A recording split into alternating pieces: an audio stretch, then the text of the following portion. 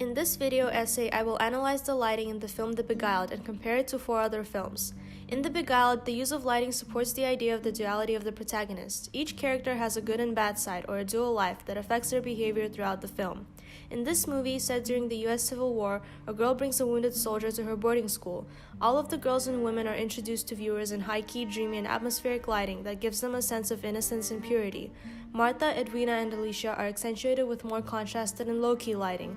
This conveys that each of them will be affected by the presence of the soldier, and it becomes clear as they begin to vie for his affection in different ways.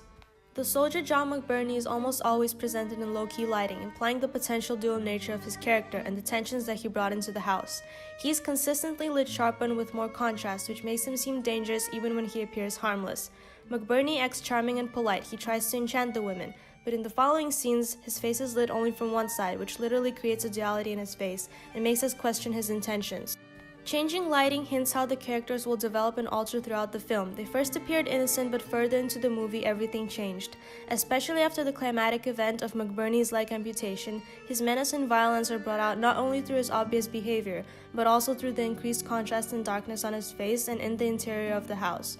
All of these moments indicate that the characters each have their own secret, a second life hidden behind the facade that they show to the other inhabitants. A different meaning is conveyed through lighting in the Mood for Love. The two protagonists discover that their spouses are having an affair with each other, so they attempt to understand their relationship. Their moments of confusion and realization are shown through the change of lighting.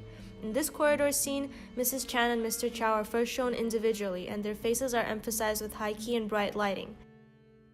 However, when they pass each other on the stairs and share a glance, the light is increasingly low-key with dark shadows, indicating the suppressed feelings that they are beginning to develop for each other. This tension also appears in this night scene with low light and harsh contrast. Because of their complicated situation, they are also living a second life behind their spouses' backs, while struggling with loss and betrayal. The theme of romantic betrayal and character duality is also prominent in Anna Karenina. Here, it is clear that Anna is leading a double life. In this scene, she is shown as a family woman at home with her husband and son. In this setting, the interior of the Karenin house, the lighting is always hard, stark, and contrasted, and the colors appear duller and darker, suggesting Anna's unhappiness. However, when Anna begins her affair with Vronsky, the scenes of them together, such as the following clip, present a startling contrast. Now, the lighting is soft and diffused. It is high-key and bright, the colors are vibrant, and we see the better, happier side of Anna. In this clip from The Godfather, Don Vito Corleone, who is the head of a powerful mafia family, is filmed under harsh, underexposed lighting with extreme shadows on his eyes.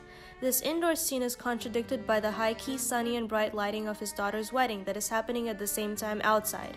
Meanwhile, The Godfather's dark work, negotiation, and manipulation are happening in the shadows.